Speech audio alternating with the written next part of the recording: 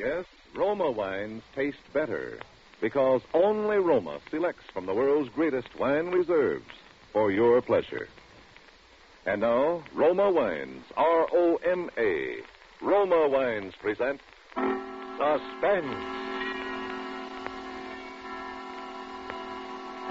Tonight, Roma Wines bring you Mr. Phil Silvers in The Swift Rise of Eddie Albright, a suspense play produced, edited, and directed for Roma Wines by William Spear.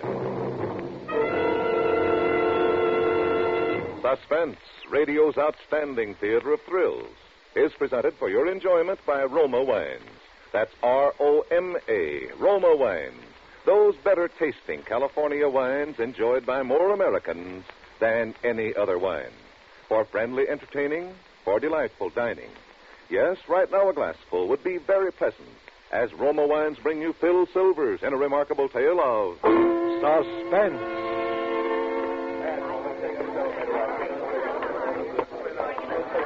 Up, car, please. Good morning, Mr. Griffin. Good morning. Get back in the car, please. Well, good morning, Miss Wainwright. Hello, Eddie. Good morning, Miss Kittredge. Take away, Eddie. That's all, please. Watch the doors, please. You, please.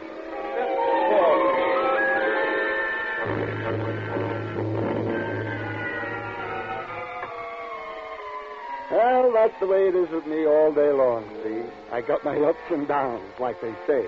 But I like it that way, see? Because I'm not going to be doing this forever. I'm not even going to be doing it very much longer at all. Because I got a job as an assistant to Mr. Garvey, the building manager. And the way I handle my car and my customers, I'm going to be a cinch to get it. In fact, I am so much a cinch that I have told Millie that that's what I am already. Millie is the manicurist at the elite barber shop down in Lexington. And 3-4 times a week on my off hour, I jump out of my uniform and into my street clothes and go down there and get a manicure. I sort of got Millie staked out, see? And that's where I am on this day when all this happens. Down there getting a manicure from Millie. That you got real nice hands, though, Mr. Albright. Real swan gay. Well, you see, for a man in my position... But I will also say that you don't really have to have them cared for quite so often. Oh, that... I mean, I wouldn't tell that to everyone, but some of my customers, I like to give them my very best professional advice, you know? Well, maybe I... Oh. Just let your hand relax, Mr. Albright. Yeah. Well, maybe I know that. Maybe I got my reason. Mr. Albright, I can't imagine what kind of reasons you Look, have. with a guy like me, nobody has to stand on many ceremonies, see? For instance, all my friends call me Eddie. Really? Sure, Mr. Garvey and everybody. Just like I call you Millie. That's all right, isn't it? Oh, well, sure, but me calling a customer, well, it makes a difference, you know? Is that all I am? Just another customer? Ooh. You must hold your hand still, Mr. Albright. Yeah, sure. But what I mean is just because I hold a slightly higher position than somebody else, that don't make any difference to me. That's my idea of democracy. Everybody is just as good as anybody else. Of course, unless you're a millionaire or something. Oh, well, what's so special about a millionaire? I got a customer that's a millionaire, and his hands aren't nearly as swan gay as yours. Well, what I mean is, I'm not quite in that class yet. But I wish you would call me Eddie. Well, you know, I was thinking about you. Once or twice. I mean, you're quite young to be holding a position of assistant manager of a big building like the Dunbar building. Well, I started at the bottom, of course, but there's little tricks in getting to the top, just like in everything else. Gee, I wished I knew some. Well, take me, for instance. You know how I got where I am? Remembering names and faces, that's how. Yeah? Yes, sir. When I was just merely an elevator operator. Remembering names. You mean a little thing like that can get you to A little thing like that? Listen, how do you suppose Jim Farley got where he is today? Where is he? I don't know where he is right now, but that's how he got to be Postmaster General. Just remembering names and faces. Just one little thing, that's all. Well, I don't know. He must have had some kind of other abilities. I mean, he must have been a bug on stamps or something. Oh, heavens forbid. Look at that beautiful. Well, maybe 1-2 little things, but that was the main thing. Now take me, for instance. Oh, I'm sorry, Eddie, but you got to keep your hands still, you know. Oh, that's okay, Millie. Forget it. But I was just trying to show you something in the paper. See this picture? Yeah? Frankie the Nose Maddox, former New York gangster who escaped from Atlanta 6 months ago, believed to be in the city. Oh, sure, I saw that this morning. Yeah, so did I. And when I saw it, I said to myself, Eddie, Eddie Albright, you've seen this guy somewhere before. And just like that, I remembered. Oh, well, I bet I could remember an ugly mug like that. Yeah, but suppose you only seen him 3-4 times, and it was 2-3 years ago. And he was always with a whole lot of other people. Eddie, you mean you know Frankie Maddox? No, but I took him up in my car. That was when I was just merely an elevator operator. I took him up 3-4 times. There's a rich guy named Ellinger, lives in a penthouse on top of our building, and I took him up there. And that was 2-3 years ago. But right away I remembered. He called the face. Oh, I guess that is pretty good, all right. Sure, that's the kind of thing that got me where I am. Yeah, well, some people are lucky, I guess. Well, I don't know.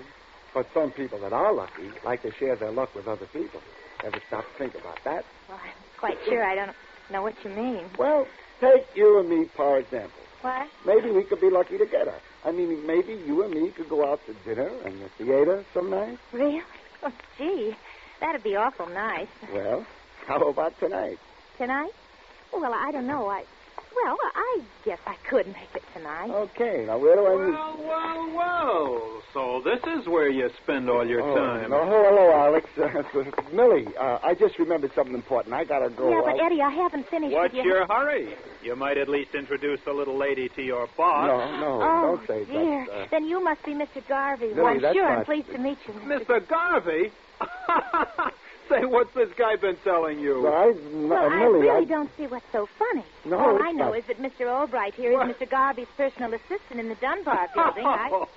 Is that what he told Look, you? Alex, can I just... Oh, Eddie, I'm ashamed. How could you do such a thing to such a cute little lady? Eddie Albright, you going to sit there and let this man talk to me? He better sit there because I am his boss. Millie, look. I'm chief starter on the Dunbar elevators, and little Eddie here is operator number 23. Eddie. And when I say go, he goes. And when I say stay, he stays. Millie, no. Look, Millie, I gotta I go, but haven't finished your hand, Mr. Albright. Oh, Millie, let's not be bitter. Well, goodbye.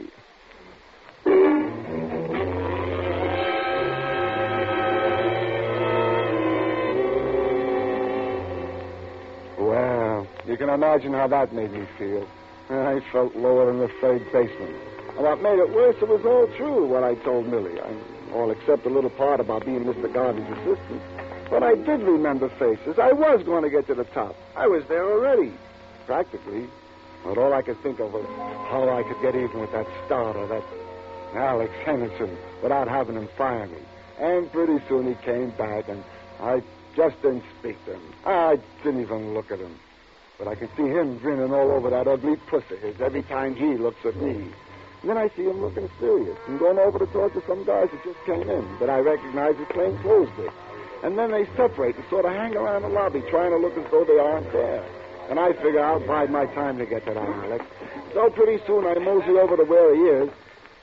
Well, if it isn't Mr. Albright. Okay, you had your fun.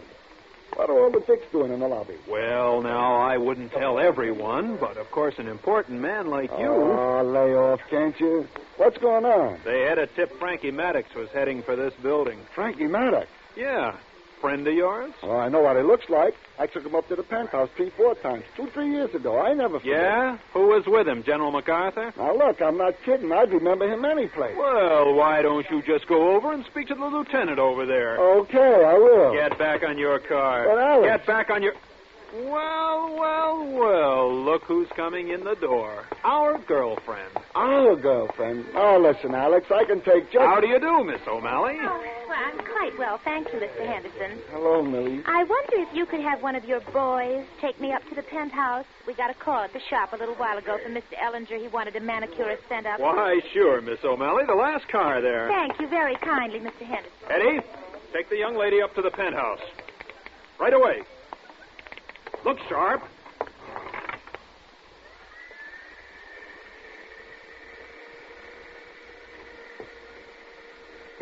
Millie. The penthouse, please. Now, listen, Millie, I can explain all what I And said. I do not wish to engage in any unnecessary conversation with the help, Mr. Albright. Oh, Millie, that guy's jealous, that's all. He knows when that job comes up, I'm a cinch fit, and he won't stand a chance. He's just trying to get the knife on me, that's all. And that job is coming up, and I'm going to get it. Any day now, you'll see. Oh, Millie, give me a break. You said yourself it didn't matter even if a guy was a millionaire. I am a very democratic person, Mr. Albright. I have no objection at all to a man being an elevator operator whatsoever. But I do object to his being a big phony. I believe this is my floor. Good day, Mr. Albright. Millie. Hold it, Bud. Huh? You heard him. Hold it. I'm sorry, but you gentlemen can't bring that carpet down in this car. You'll have to take the freight out of it. Shut up. Now, listen. Get in there. All right, easy now. Okay, stand it up in that corner. Well, of course, if you gentlemen insist. Okay, that'll do it. Our policy is to give prompt and courteous service to all the occupants of this building. Okay, However, but the regulation... start down. But it's against regulation. Start down. Yes, sir. But it's against regulations to carry furniture in the passenger cars. And a big carpet like that. What about a big carpet like that? Well, it's furniture. Well, what do you know? Sonny boy here thinks this is furniture. Well, it ain't furniture, you see, Sonny boy. Well, the regulations Shut up. specific. Yes, sir. What floor, sir? The basement. Yes, sir. Which basement? You ain't trying to be funny, are you, Sonny boy? No, sir, but we have 3 basements in this building. They all got stairs up to the street? Yeah, they have stairs, but Well, it isn't... take us to the first one you come to. Yes, sir. But the building regulations... Oh, are shut clearly- up. Yes, sir.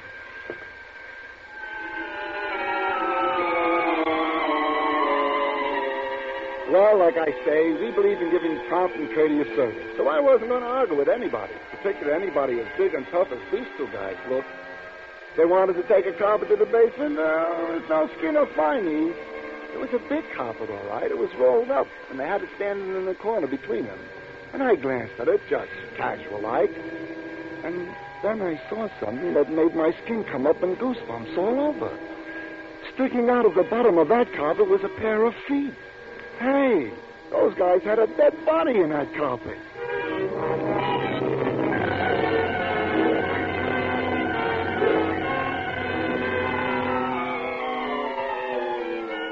For Suspense, Roma Wines are bringing you Phil Silvers in the swift rise of Eddie Albright. Roma Wines' presentation tonight in radio's outstanding theater of thrills, Suspense.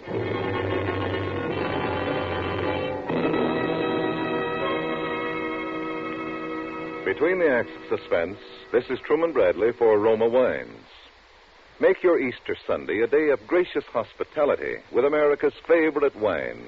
That's Roma wine, R-O-M-A, Roma, enjoyed by more Americans than any other wine. Your guests will enjoy glorious golden amber Roma California sherry. And to bring out the full goodness of that ham or turkey dinner, serve Roma California Burgundy or Sauterne. Whichever Roma wine you serve, you enjoy an important difference, a superiority in fuller bouquet, richer body, and better taste. That's because Roma selects California's choicest grapes.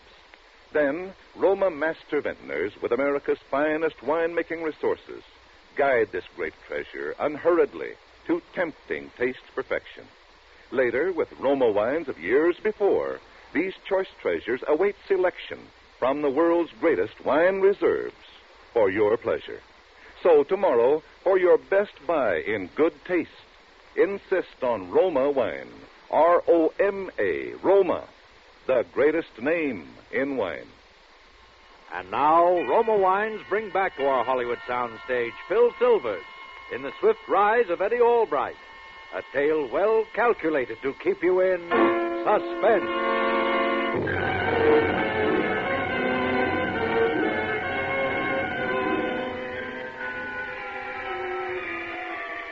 Well, when I saw those 2 tough guys had a body rolled up in that carpet, I just stood there at the controls of my car and tried to keep my knees from knocking until we got down to the first basement. Is this the basement? Huh? I say, is this the basement? Oh, yes, sir. Okay. All right. Let's lift it easy. All right. Can I help you? No, Take it never easy. mind. You got it? Oh, okay. Set it down. All right, Sonny boy. You can beat it. Yes, sir. And, listen, Bud. Yes, sir? If I was you, I'd forget I ever seen this, carpet. Understand? Yes, sir. What carpet?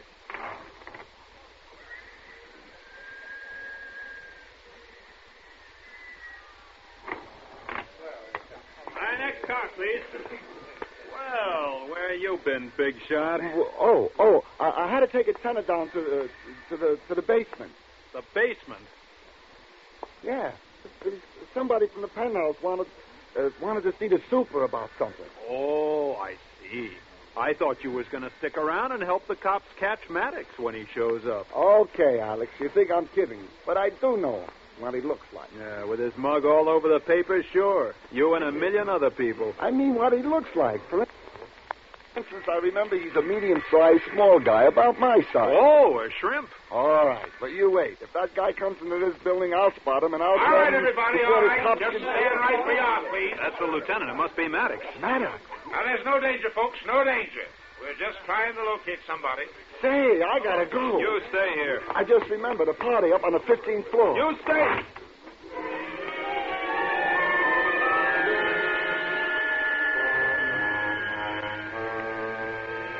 Well, see, I figured the cops had everything under control about this Maddox, and there was no use of my butting in until they need me.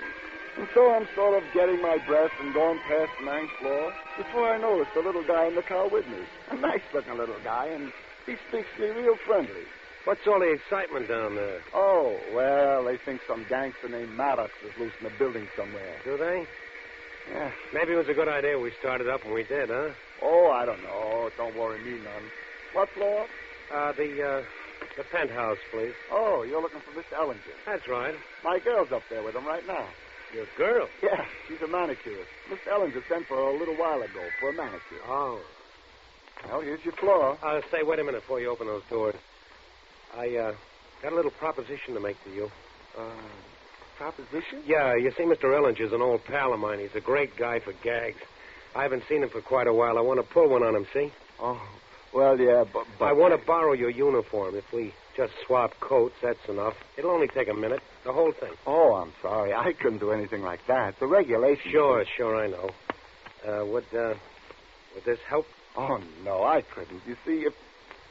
$100? Sure, with me and Ellinger, it's anything for a gag, and, like I say, it'll only take a minute. Well, I don't know. But $100? Oh, here, go on, take it. Now, give me your coat. Here's mine. Well, you sure it'll only take a minute? That's right. Okay, here you are. Okay, now let's go. You better come with me, though, so you can get your coat back and go right on down, see? Yeah, sure. I'll prop the car doors open.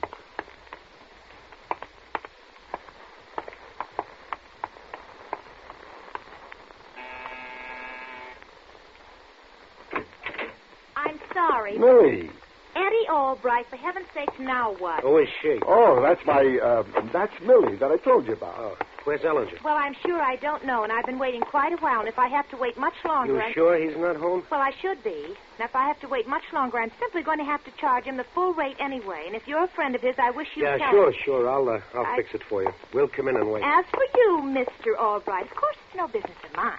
But if you want to throw away your job and your whole career... I got my reason. Come on. Millie. Well, Yeah, but you said it would only take a minute. Come on. There's another 100 in it for you when you get your coat back. $100?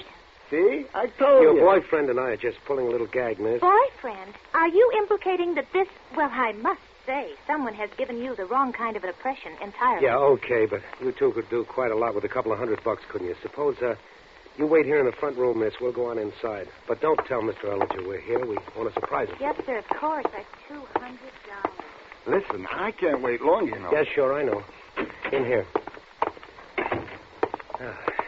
Let's go out on the balcony.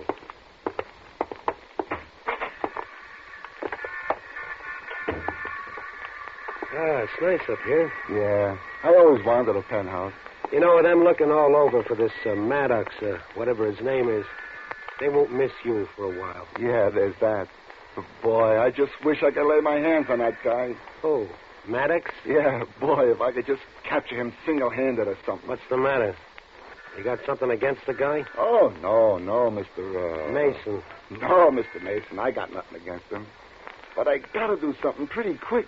Fooling around with guys like this Maddox could be a little unhealthy, though, couldn't it? Yeah, there's that. But, well, you see, Mr. Mason, I gotta do something for Millie. Oh. I don't know. She seems like a nice kid. She doesn't seem like the kind who'd expect any crazy grandstand plays from a guy. Oh, she wouldn't, Mr. Mason. Millie's the top. She's aces. But you see, well, I already made one and it flopped. It was a terrible flop. Oh, showing off for a dame, huh? Like a little kid. Yeah, I guess so, Mr. Mason. I guess I made an awful fool out of myself. But, well, now I got to do something to make up for it. Listen, Eddie, a dame that's any good, she doesn't expect anything special of a guy. If she does lay off because she's poisoned, take my word for it, I know. Maybe I wouldn't be where I am today if I hadn't tried to show off for a dame. Just like you. I was a punk kid. I didn't know any better. Gee, Mr. Mason, I wouldn't say where you are today is so bad. Being able to pass out $100 bills like you do. Yeah? Well, you get older. You see things a little different sometimes.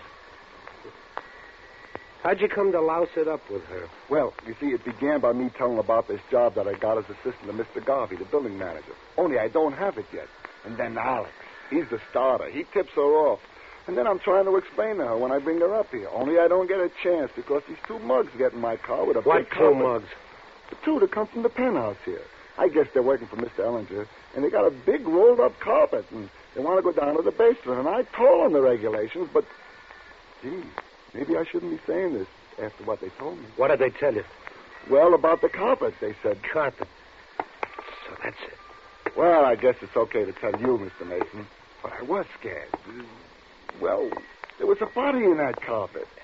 Gosh, you don't suppose that's why Mr. Now, Ellinger... listen, Eddie, you stay right here, see? But Mr. Mason, my coat... I'll be back in 2 minutes, kid. Then you'll be all set. The basement, huh? Yeah, but wait, Mr. Mason... You stay here if you want your coat back. Oh... Well, Mr. Albright, I see your newfound friend has left you holding the bag. Oh, Millie, I don't know. Everything is going wrong today. Well, you can't say that your friends, or those who were your friends, didn't give you fair warning. You mean you're still my friend? I didn't say that. I just hope that Mr. Alex Henderson is your friend when you try to explain to him what happened to your uniform coat. Alex Henderson. Listen, Millie, you don't see anything in that guy, do you? Why, he's just a common I think Mr. starter. Henderson is a very high-type gentleman and not a big phony. Him? Why, he's the worst. And at least he is not ashamed of his position. He is, too. And seeing that he is your superior, Yeah, I well, feel he won't be for long. I can tell you that right now. All right, Maddox. Reach. What? Don't try to stall him, Max. Get him up. They got guns. Maddox, hey, listen, I'm not Maddox. What do you think you're kidding? We know you've been having a doctor change your face the last 6 months. And then you think you're going to walk right in here and knock off Ellinger for that $50,000 he took you for. Well, you were a little late. You know why? Listen, fellas, you got it wrong. Don't you remember? I'll tell you why. Because And we got tipped off and we got Ellinger out of here in a carpet. How do you like that? You know who is going to get it? You, Maddox. Oh, no. Hey, look, my girl, she fainted. And she's in luck. Got any last words, Maddox? Wait, listen, I'm not Maddox. I'm the elevator boy. I That's all never thought I'd see you crawl, Maddox. Look, don't you remember? I took you down with the carpet to the basement. Go on, go ahead. I'm getting a big boot out of this. Hey, wait a minute. Maybe he's got something. Come over here, you. Yes, sir. I think it is the elevator punk. That's me, sir. That's right. The elevator punk. That's me. Get up. What do you think? I don't know. What happened to your uniform, punk? Well, there was a man. He was in my car. All right, turn around and get it. Maddox.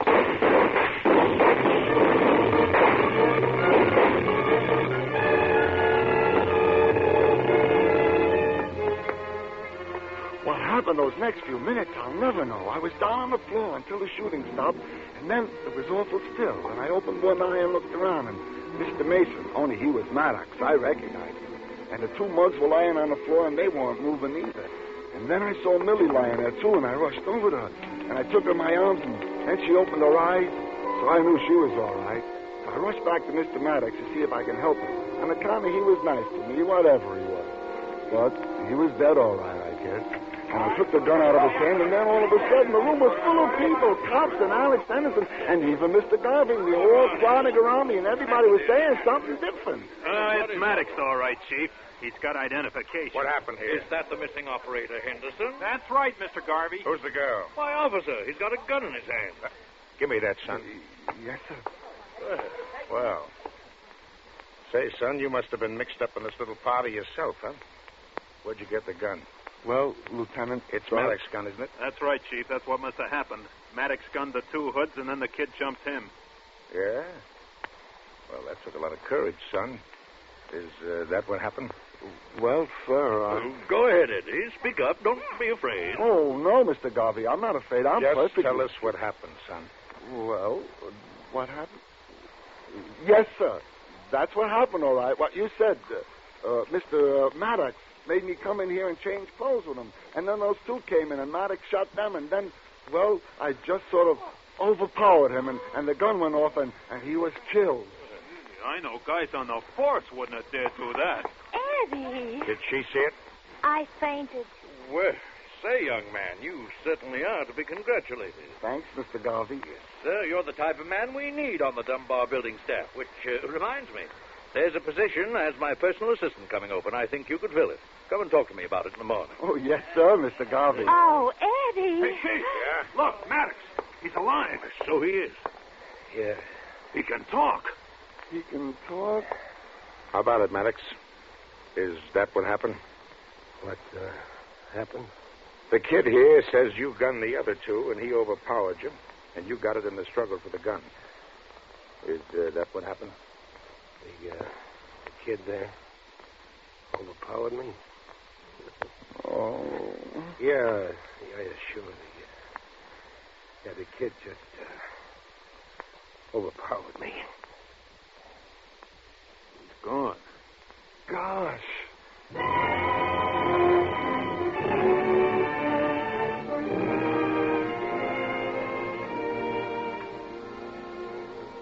The reason I told this, well, Millie and I got married when I got the job of Mr. Garvey, and, well, something pretty important is going to happen pretty soon, and, well, I got to think of what Mr. Maddox said, and I told Millie the whole thing, because I didn't want to have a kid who could ever say his old man was a big phony. Hello, Eddie. Good morning, Mr. Albright. Alex? Car 3, sir? Take Mr. Albright right up. No, thank you, Alex. I've been watching your work. You're doing grand. Grand.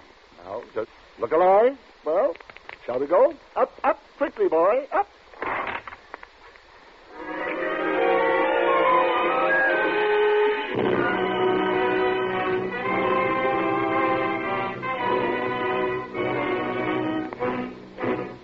Suspense.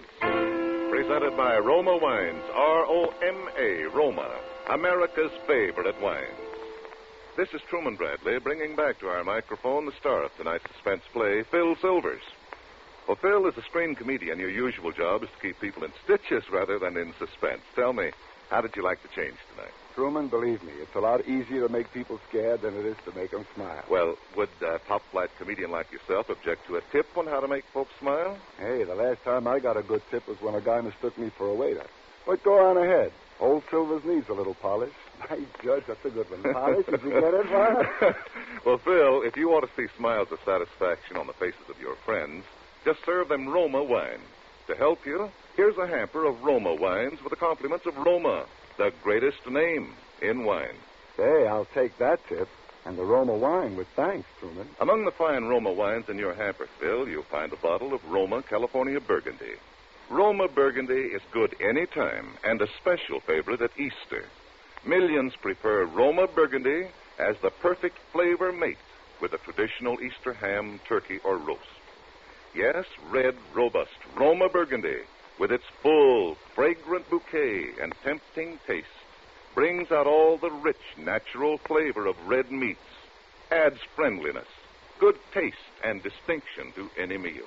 Roma Burgundy it is, Truman. And Phil, in all Roma wines, you enjoy an important difference, an extra goodness in fuller bouquet, richer body, and better taste.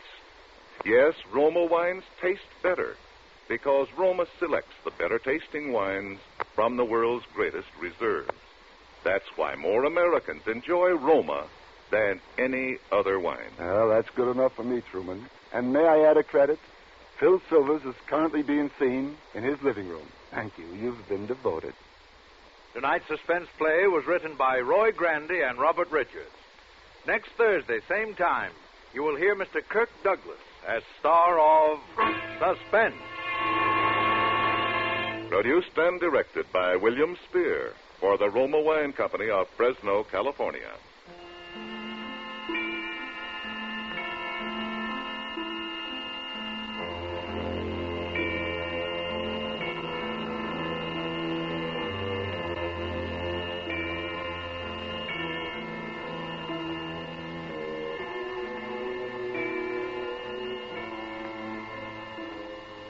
In the coming weeks, Suspense will present such stars as Ava Gardner, David Niven, Lloyd Nolan, Lynn Barry, and others.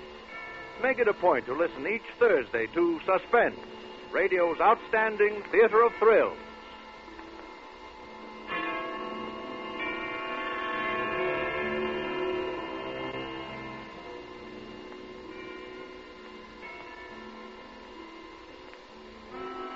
Stay tuned for the thrilling adventures of the FBI in Peace and War, which follows immediately over most of these stations. This is CBS, the Columbia Broadcasting System.